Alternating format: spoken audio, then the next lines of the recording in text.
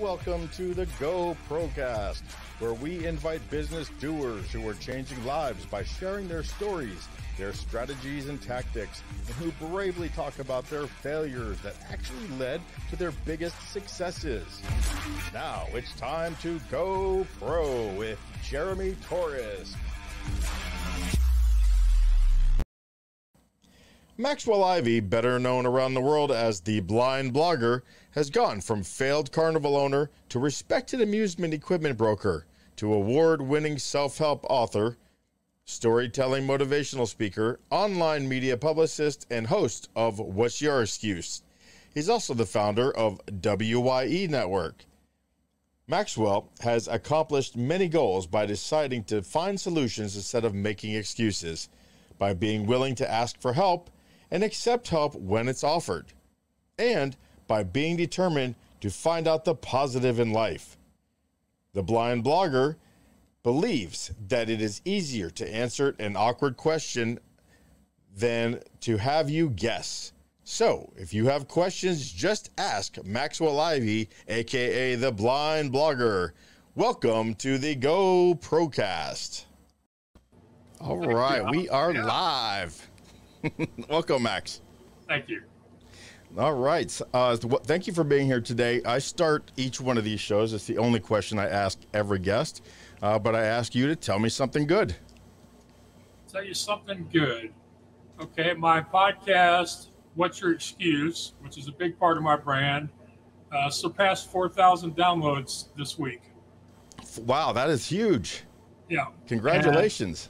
And full disclosure, that number goes back to July 1st, 2019, when I was able to stop making some excuses and put my audio back onto all the podcast players and get it back out there again where people could hear it more. Yeah, that's wonderful. And so when did you get the idea of wanting to start podcasting? Because 2019 is pretty relevant there, but not as crazy it is now. It seems like it's podcast crazy. Right. Well, I actually started doing my first podcast about 8 or 9 years ago now, probably 2012 or 13. And I didn't think of it as a podcast. I just said, I'm going to sit down and record some videos and put them out in the world. Mm-hmm. And I started doing that because a company that needed to sell a very expensive carousel in Georgia, they were able to sell the carousel very quickly on my other website because they sent me a video of it in operation. And I thought, well, if a video will sell a $150,000 carousel, maybe it'll sell Max Ivy. It'll sell little old me. Yeah, exactly. So I did those videos, but I still didn't think of myself as a podcaster. And I'm doing podcast interviews. I started doing conversations like this in 2013. And as I did more and more interviews, hosts started asking me, Max, when are you going to have your own podcast? And I told him, I said, I ain't going to have my own podcast because there's no way that I could actually talk to people and keep track of all the technical stuff that you have to be a podcaster.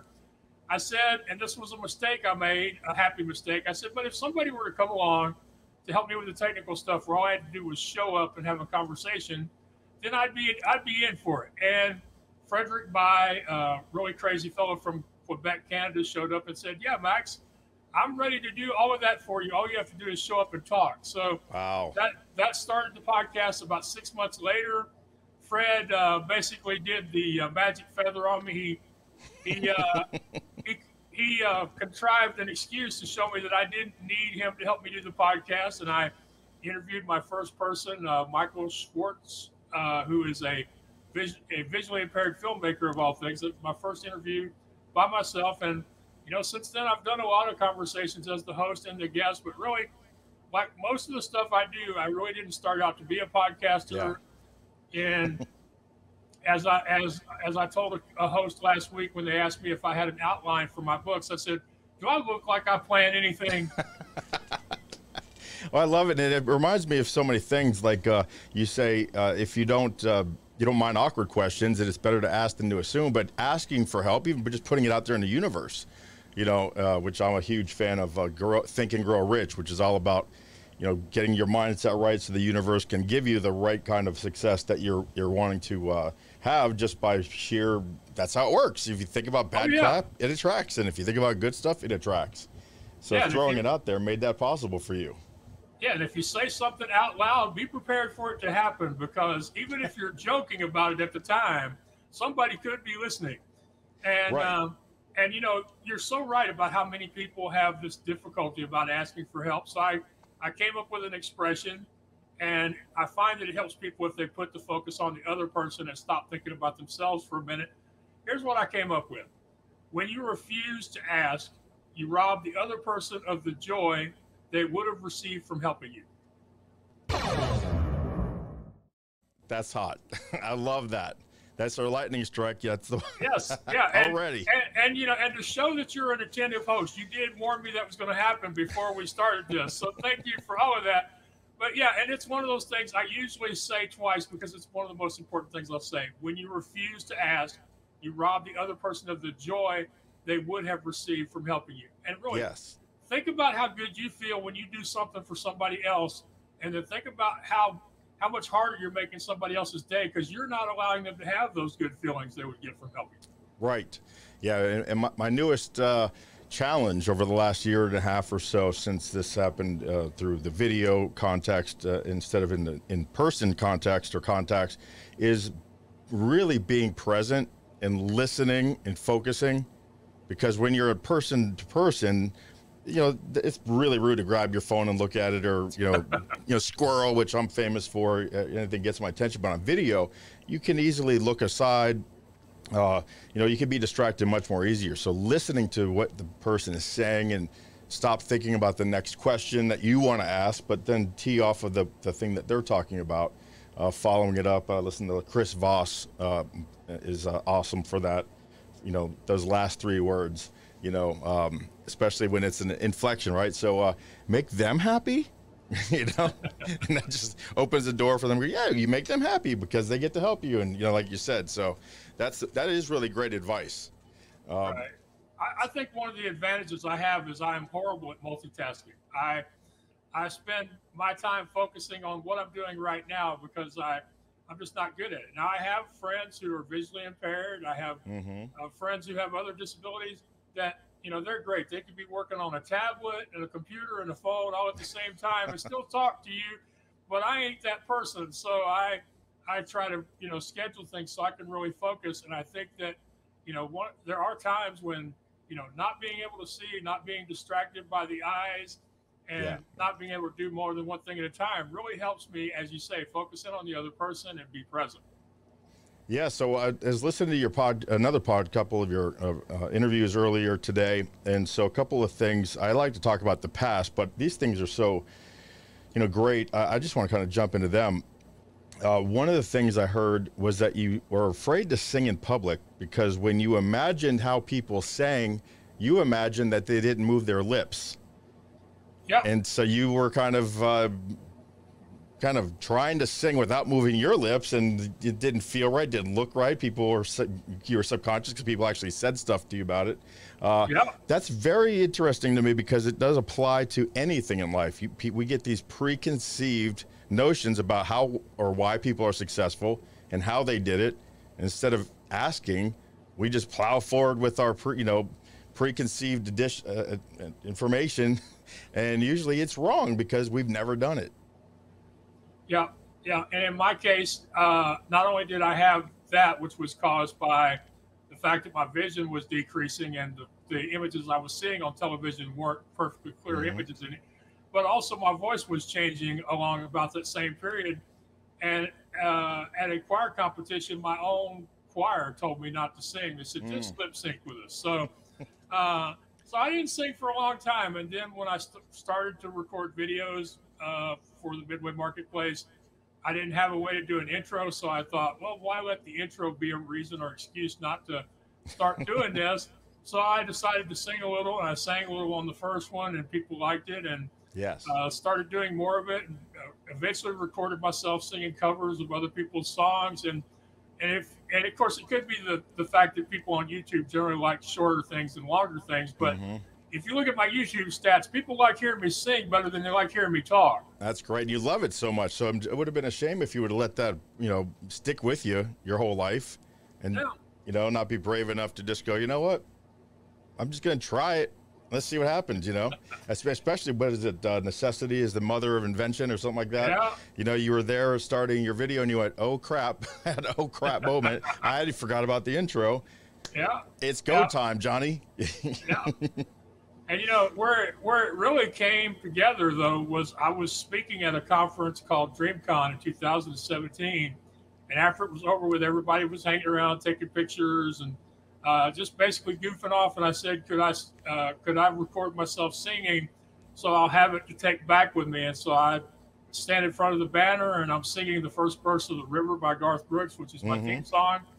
And my knees are shaking and I feel like I'm about to throw up whatever I had for lunch that day. And as soon as I'm finished, one of the other speakers comes over to him and he goes, Max, what you just did impressed me and inspired me more than anything else you've already done this week. He said, but I'm a speaker. He said, I'm a speaking coach. He said, I don't want to ever hear that you spoke at an event where you didn't sing. He said, I don't ever want to hear that. Yeah. It's you and Miss Jane Jenkins. She's one of my angels in NSA. Believed in me, one of the very first people that told me I could speak, and that's what she's known for too. Her southern, you know, comic and comedy, and then her singing on stage, which is, you know, she just does a great show, a great blend of both. So you could definitely do both. Could you please forward me a link to her or something? Because one of the problems I have had with singing as part of my public speaking is I've felt like I've had to make an excuse for it or give people a reason why I was singing, because I didn't have any role models of other speakers who sang. So if you could send me a link to her, I'll do you better than that. I'll just do an introduction, and then you guys can connect. She's great. She's actually the head of NSA Hall of Fame this year. So she's on board, and she's the chairman, the chair lady of the NSA Hall of Fame selection for 2022 and 23. So great contact. You know, if you like to speak, she's wonderful. I like to speak to the point that I haven't even paid to speak, but I would love to do more speaking where they pay me. Yes, that's where I am. I just started in technically July 21st. I retired from my utility career after 30 years, and I've been doing this now going on 7-8 months, but it's really just January 1st since I had my focus, my topic. My speech is about 18 or 20 minutes, and I got 2 signed contracts to speak, so I got to get it up to 60 very fast, but I'm on my way. Because, and it's like you, just do it. And urgency makes you do things. But one of the stories I heard, I was laughing out loud, an LOL moment, was when you picked your colors for your website by the names of the colors. That story is great. Can you tell us a little bit about that story? Because it's just like, you know, Don Shula's quote is, it's the start that stops most people. It seems like you're like, damn the torpedoes, you know, ready, fire, aim. Yeah, pretty much. I have a friend who likes to tell me, you know, Max, everybody else I know, or most people I know, when danger is around or when things are scary, they run away from it. He said, but you seem to run towards things like that. That's courage. Well, I don't know if it's courage or stupidity. I like to say I'm not smart enough to be scared. But yeah, I determined that the only way I was going to get my business online was to build my own website using HTML. So I had to teach myself how to code HTML because that was my only option. I was never great at it, but I could make it do what I had to make it do, which is my standard for everything. And then, as you say, I'm picking my colors, and I thought, okay, I went by the names, figuring I'd be okay. And I picked yellow for the background because the toys on the Midway always look better on a yellow backdrop than they did on white. I picked blue for the links because that sounded good. For the text because that sounded like what you pick for the color of text, either black or blue. I picked red for links because I figured that might make people want to click those links more. And I picked orange for previously clicked links. So basically, and also, I had no way to edit the images people were sending me. So there might be more than one size image on the page with each other. So I have this website that basically it's so bright. It looks like something you see on the signage for a dive bar or something. And more than once people have said Ray Charles and Stevie Wonder could argue over it. It's that bright. That's great. And if people doubt me, they can go to archive.org and they can look for midwaymarketplace.com from 2008. But I strongly urge you not to look directly into your monitors. Yeah, I love that story. I just think that it's so great because it's like you said, it's the courage, but sometimes it's not knowing and getting into something is almost better because when you get overwhelmed, right? What do they call that? Paralyzation by analyzation. Yeah. You know. Yeah, but here's the most important part about that story. Okay, I got the website online and I got it to the point. This is the best I can do with my skills and my budget. I can't do nothing else till I make some money. So I had two choices. I could either say this is crap and take it down and not do nothing, or I could say it's as good as it can be. What can we do next? So I said, okay, what do we do next? Well, we recruit clients, so we got stuff to put on the website. Yes. You know, we send out emails. We build an email list. We eventually do social media. We make a bunch of phone calls. And because I didn't focus on the horrible, hideous website, that website sold hundreds of thousands of dollars worth of used amusement equipment on 5 continents before I switched to WordPress. Yes. So it's not about the appearance. It's about the executability and the purpose. So it's just like anything. People, I think as Mark Twain said, you'd be surprised, you'd think a lot less what people think about you if you knew how little they thought about you. So getting to my next note here, and I want to talk about your books here in a minute too, but I love your 4 questions for goal setting. In fact, you said, call me on it in the future. And so I'm going to call you on it because it's been about a year. How close are you with the TED Talk for these 4 questions? And also, can you tell us about the 4 questions? Because I love it. I've made great notes on it. I'm going to use it for my clients. Okay, I've made absolutely no progress towards a TED Talk. And I'm totally happy admitting that. I've done what I can do. I can't make them select me. That's just the way things work, you know. I have recorded those, minute videos, yes. And I have submitted my pitches. And the really sad thing is, in 2018, I was actually booked to speak at the 10th anniversary of TED's Wilmington. Had my spot, was on the way, and got sick between Philadelphia and New York at a speaking engagement I had booked prior to the TED Talk. And had to cancel on them. So I'm still upset about that because it would have been a big deal for me. Yeah. But the 4 questions are pretty simple. I like to help people avoid overwhelm. So here's what I do with any big goal. I tell people to take a piece of paper and write down everything you think you will need to have, accomplish, or learn in order to get to that goal that you set yourself for. And trust me, there are going to be stuff you leave off the list, things you'll learn about later. Mm-hmm. But put everything down and ask yourself these 4 questions. First, can I do it? And if you can do it, then go ahead and do it immediately. Don't talk about it. Don't think about it. Don't ask your friends if you should do it or not. Just go ahead and do it. And I think, but to that point, though, it's also, if it's worth doing, it's worth doing badly at first. Oh, right? Yeah. So it's okay to do it badly if you can at least do it, whatever it is. I have a good comment on that I'll share as soon as I'm through with the 4 questions. So the first question is, can I do it? If you can, then take action. If you can't do it, can you learn how to do it?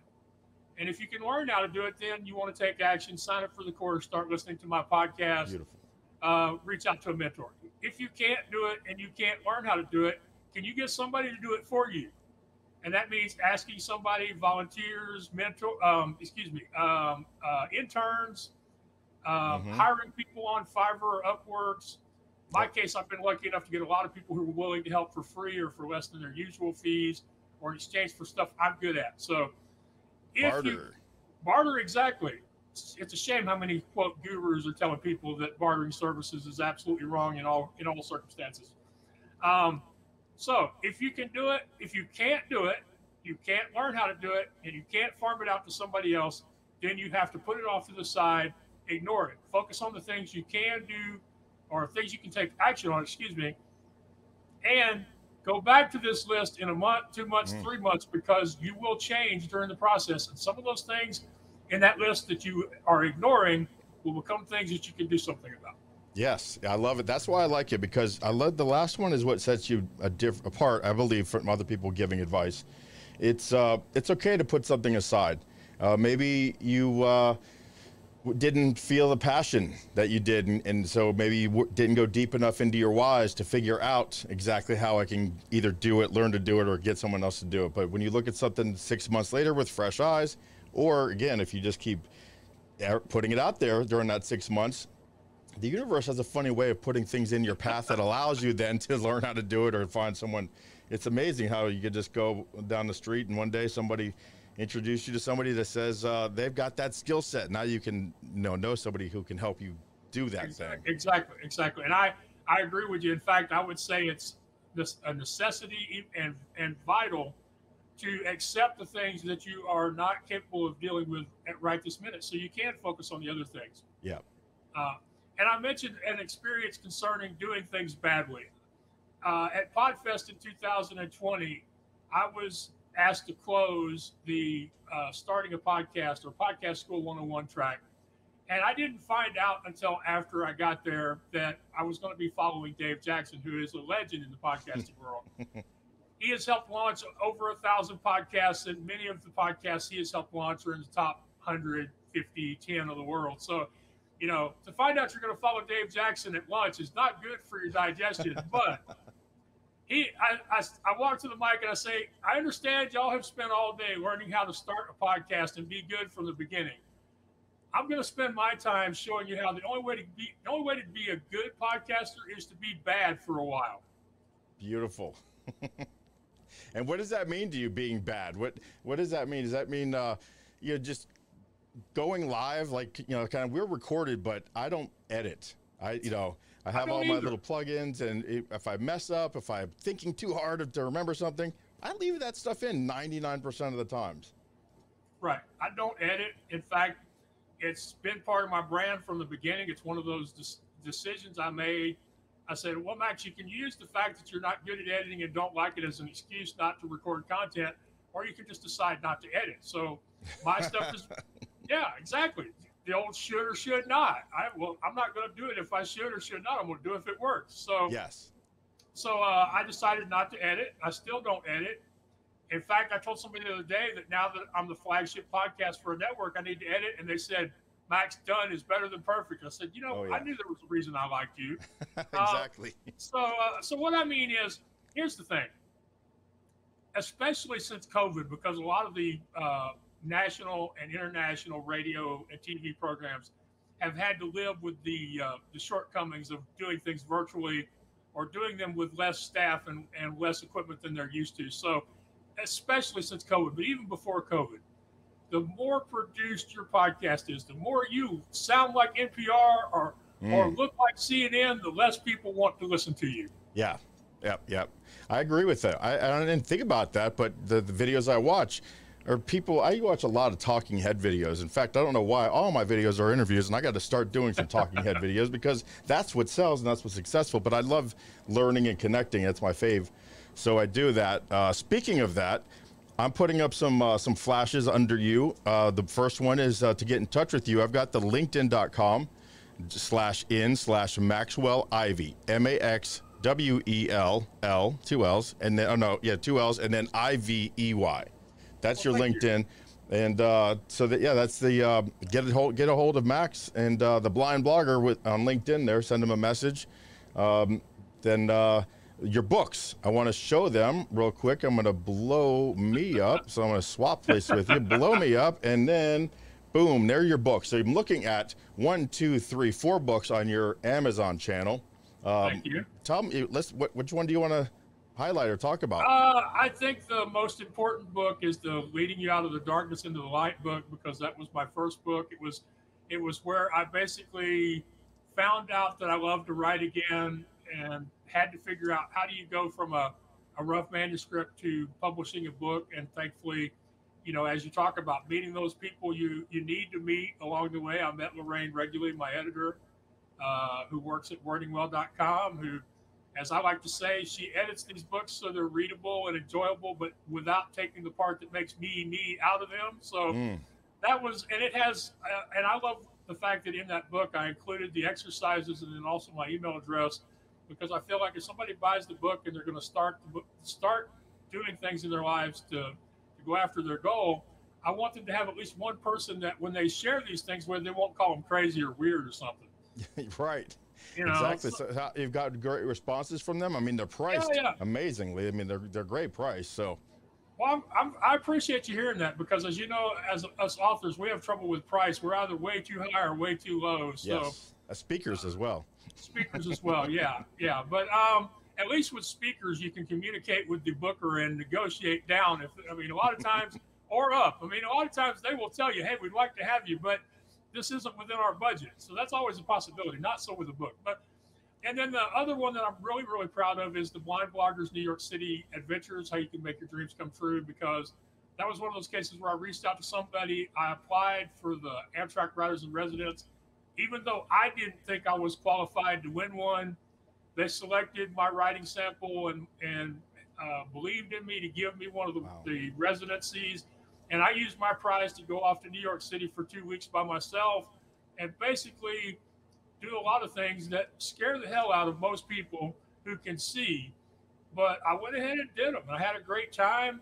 Some of the time I had money. Some of the time I was smooth ass broke. Had a good time either way. Got to go skating at Rockefeller Center, even just only a couple of days after I slipped on the sidewalk and sprained my ankle. Yes. It's so many lessons in that book, from, like I say, from applying for it, even though I didn't feel qualified, to when they asked me where I wanted to go, thinking, Max, for once, don't go where you think you should go.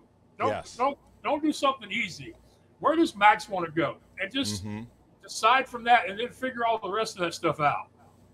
That's great. You've got, just tell the title is, you got Speaking and Signing Adventures, right? The Blind Blogger's first Speaking and Signing Adventures.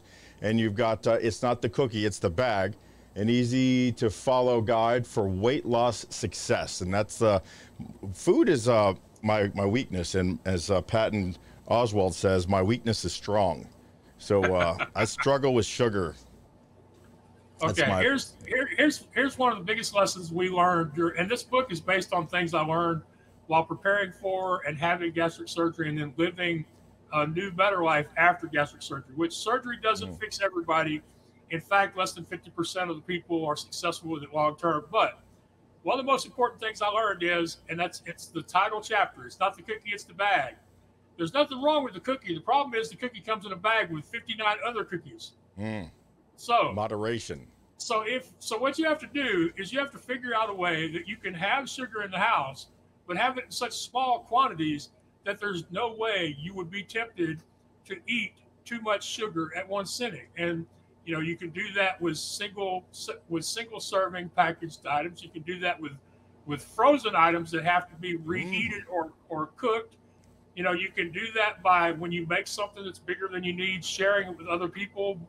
And also, taking your recipe book and only making half or only making a quarter of what the recipe calls for.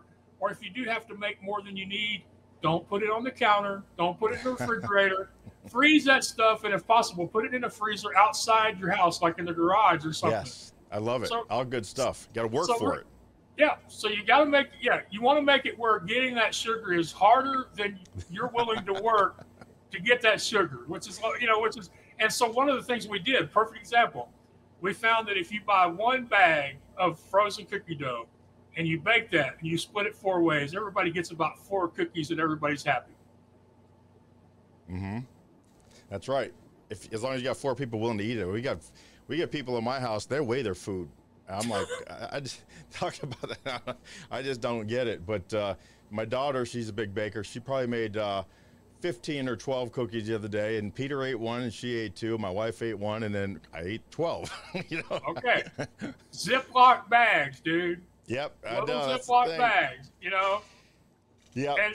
And the other thing I would strongly advise is, if you are really serious about this, and this is not going to go well in the beginning, it's one of these things you have to do a while and get better at it.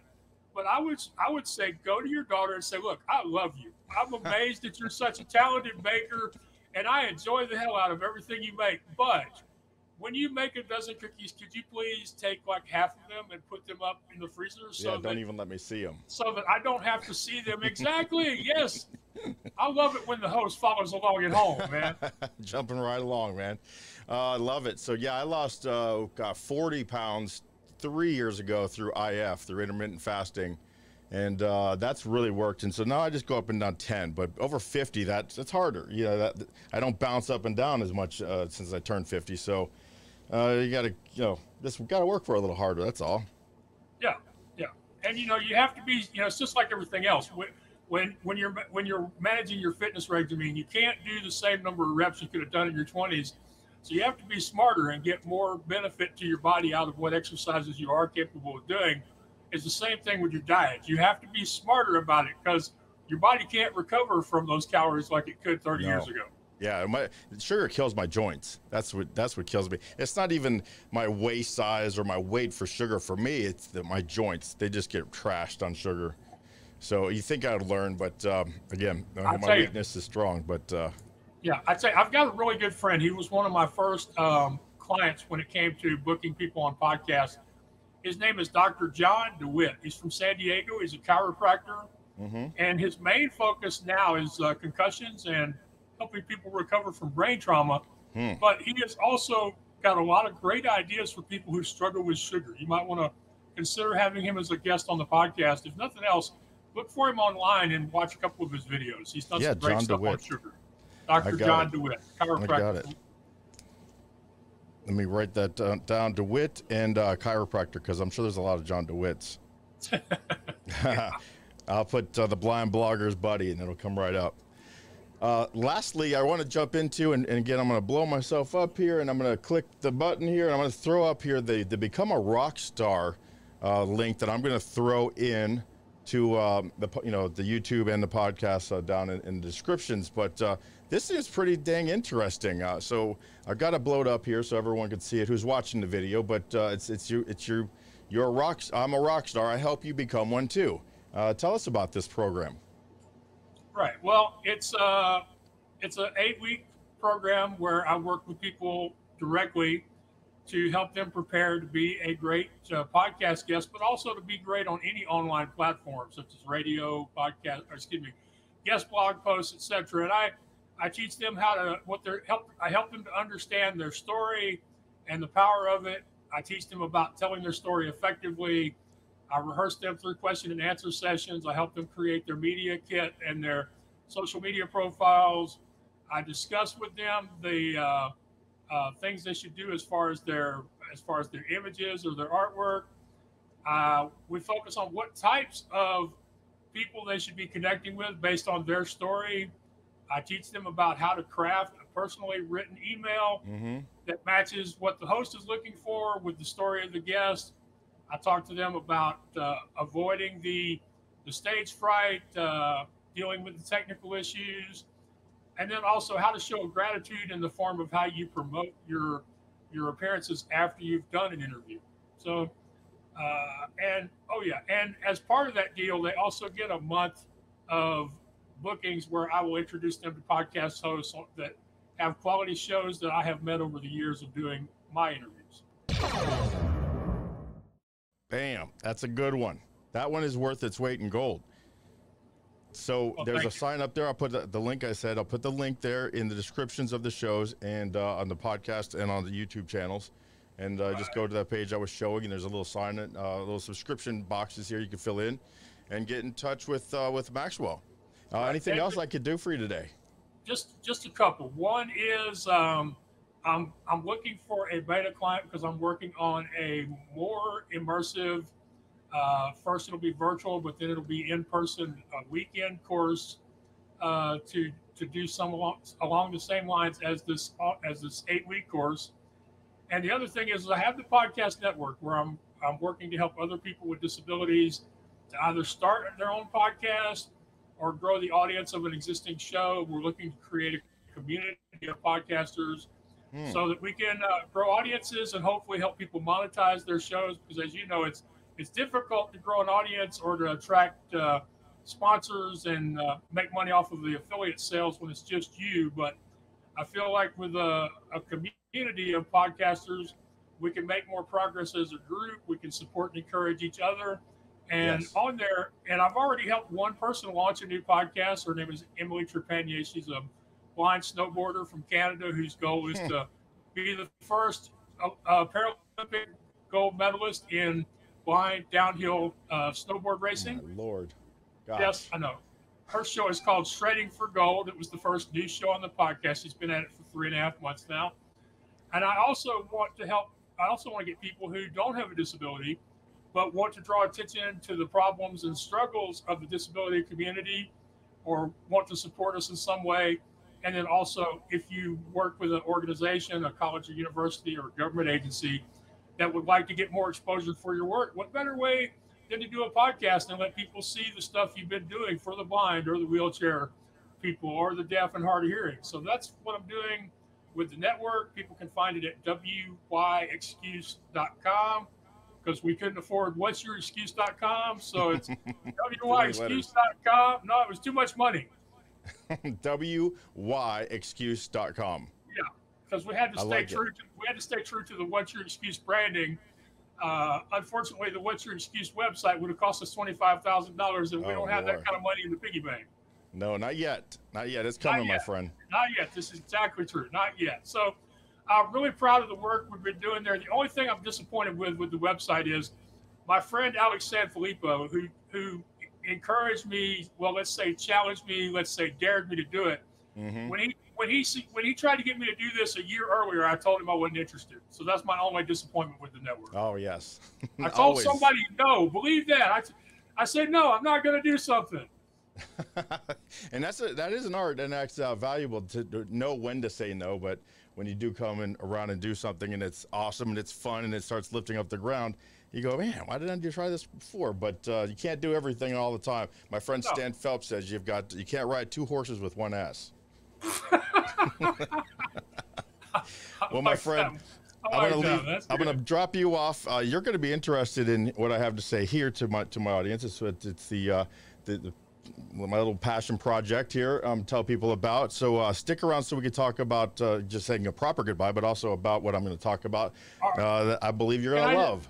All right. Can I just say one more thing? It's very important to me before I leave. Absolutely. Okay.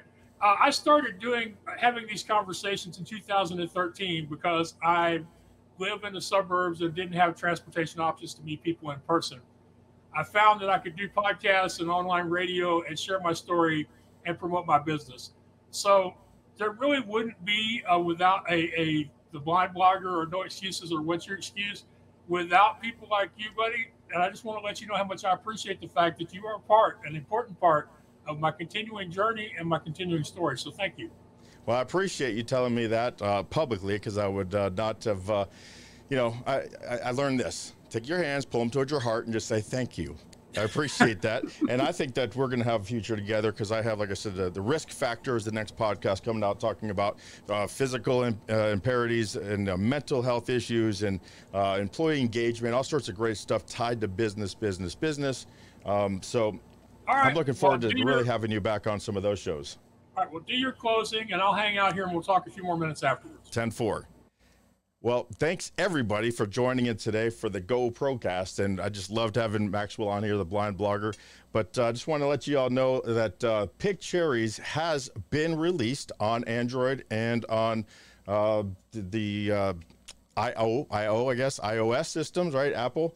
So download your Pick Cherries app today. This is where you can share podcasts like never before. Welcome to social podcasting. And what you do with Pick Cherries is you just listen to a podcast on that platform.